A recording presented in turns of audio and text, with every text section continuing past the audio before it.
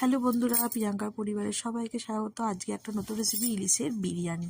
প্রথমেই দেখে নাও, বাসমতি চালটা ধুয়ে দেখিয়ে দিলাম কী কী উপকরণ লাগে। তারপরে রয়েছে কিন্তু ইলিশ মাছ, তারপরে কি লাগে আদা আর পেঁয়াজ, এটাকে কেটে নিয়েছি, তারপরে আমরা পেস্ট করে নেবো। এরপরে মশলা হিসেবে লাগে হচ্ছে টক দই, তার মধ্যে দিয়ে দিলাম কিন্তু সিক্রেট বিরিয়ানি মশলা, তার মধ্যে দিলাম হলুদের গুঁড়ো, তারপরে দিলাম কিন্তু জিরের গুঁড়ো, ঠিক আছে। তারপরে জিরের গুঁড়ো দিয়ে দিলাম, এরপরে দেবো কিন্তু কাশ্মীরি লঙ্কার গুঁড়ো কিন্তু দেবো, তারপর দেবো কিন্তু পরিমাণ মতন নুন, যে যেরকম নুন খাও, আর একটু সামান্য মিষ্টি দাম। তারপরে দিলাম 4-5টা কাঁচা লঙ্কা, এরপর দিলাম কিন্তু গোলাপ জল, একটা সুন্দর মানে তৈরি করে রেখেছি গোলাপ জল, মিঠা, তো এগুলো দিয়ে দেখো ভাতের হাঁড়িতে কিন্তু কয়েকটা মশলা দিয়ে জলটা বসিয়ে দিয়েছি।